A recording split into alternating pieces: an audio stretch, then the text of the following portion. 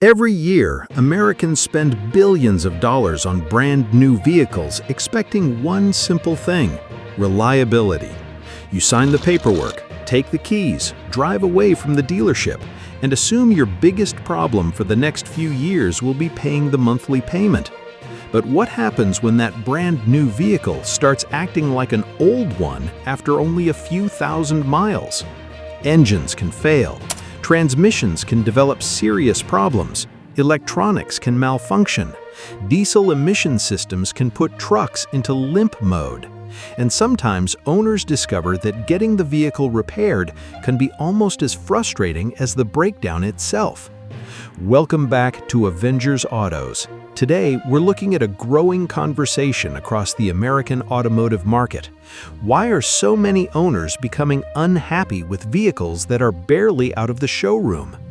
We're talking about trucks, SUVs, luxury cars, and electric vehicles from some of the biggest names in the industry. And before we go any further, there's an important distinction.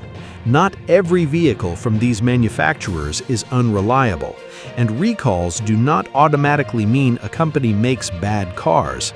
But when major mechanical or software problems appear on expensive vehicles, the consequences can be enormous. Imagine spending $70,000, $80,000, or even more on a new vehicle, only to find yourself back at the dealership weeks later. That is where this story begins. You research the model, you watch reviews, you compare trims, you negotiate the price. Finally, you sign the papers and drive home feeling like you've made the perfect decision. Then the warning light appears. Maybe the transmission starts shifting strangely. Maybe the engine begins making an unfamiliar noise. Maybe the infotainment system crashes. Maybe the vehicle suddenly loses power. You take it back to the dealer. They tell you it's being diagnosed. You wait. And then comes the sentence every new car owner hates hearing: we're still waiting on parts. For some owners, that can mean days, for others, weeks or longer. And this is why modern vehicle reliability has become such a controversial subject. Let's start with General Motors. GM has faced major recalls and investigations involving several of its popular trucks and SUVs, including vehicles equipped with the company's 6.2-liter V8. Models such as the Chevrolet Silverado, GMC Sierra, Tahoe, Yukon, and Cadillac Escalade have all been involved in various recall campaigns and technical issues over recent model years. For owners, the biggest concern isn't a small cosmetic defect, it's the engine. When a powerful V8 suddenly loses oil pressure, develops internal damage, or suffers a catastrophic failure, you're no longer talking about an inconvenience. You're talking about a vehicle that could potentially lose power while you're driving. And that's terrifying when you're carrying your family on an interstate highway. Some owners have reported repeated engine problems even after repairs or replacements. That doesn't mean every 6.2-liter V8 is destined to fail, but repeated failures create a serious trust problem. Because if the replacement doesn't solve the problem, what exactly is the customer supposed to do? Then there are transmission concerns. Modern trucks increasingly use sophisticated automatic transmissions controlled by software, sensors, and electronic modules. When everything works, the technology is impressive. But when something goes wrong, diagnosing the problem can become much more complicated. And that brings us to one of the biggest changes in the automotive industry. Cars aren't just mechanical machines anymore, they're computers on wheels.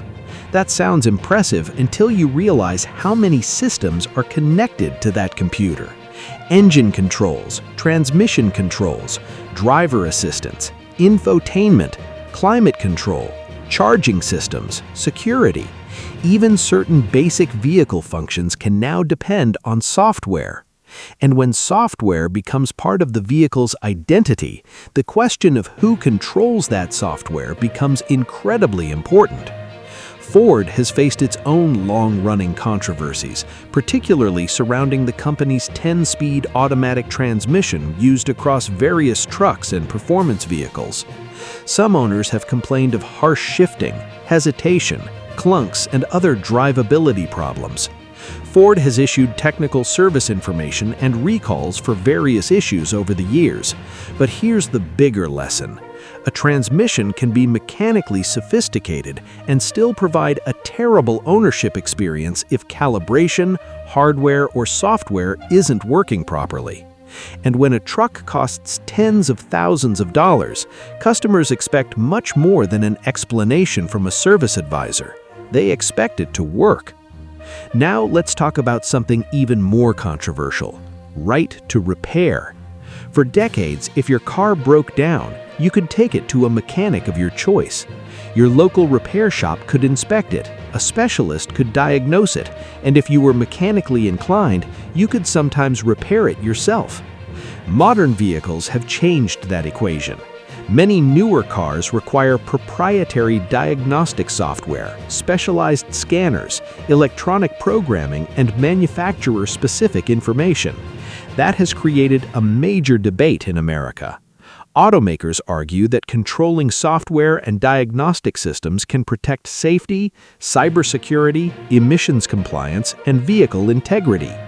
Independent repair advocates argue that owners should have meaningful access to the information and tools required to repair property they purchased.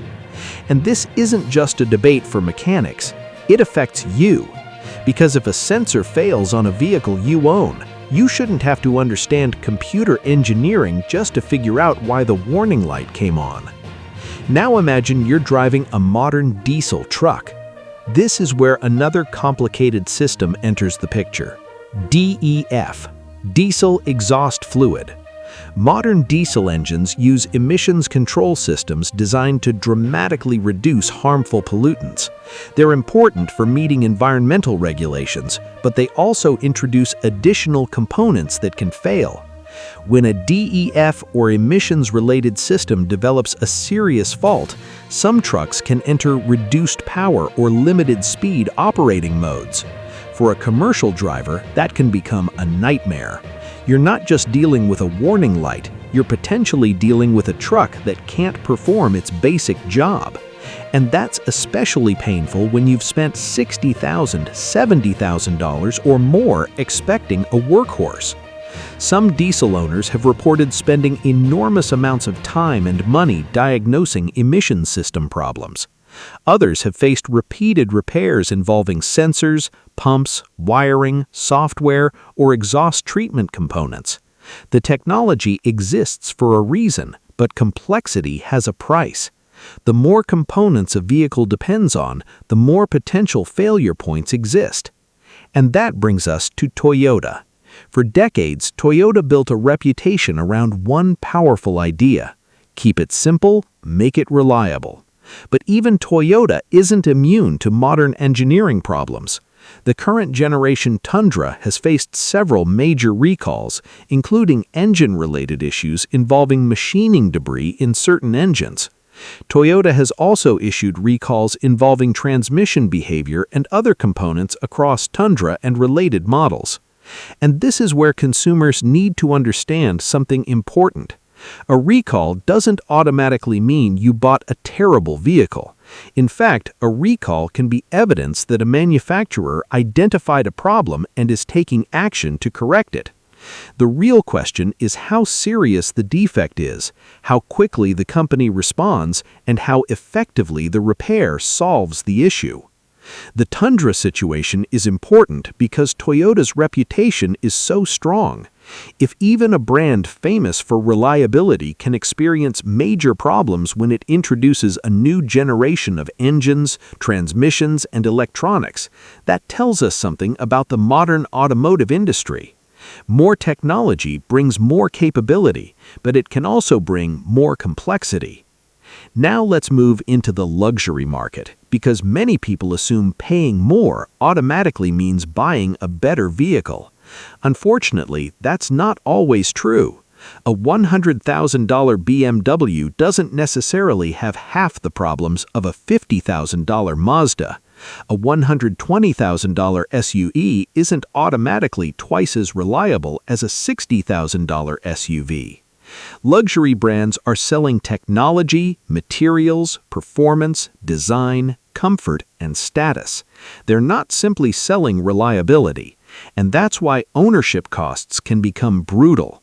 BMW, Mercedes-Benz, Audi, Cadillac, and other premium manufacturers often use extremely sophisticated engines, transmissions, air suspensions, electronic systems, and driver assistance technology. When everything works, the experience can be incredible, but when several systems begin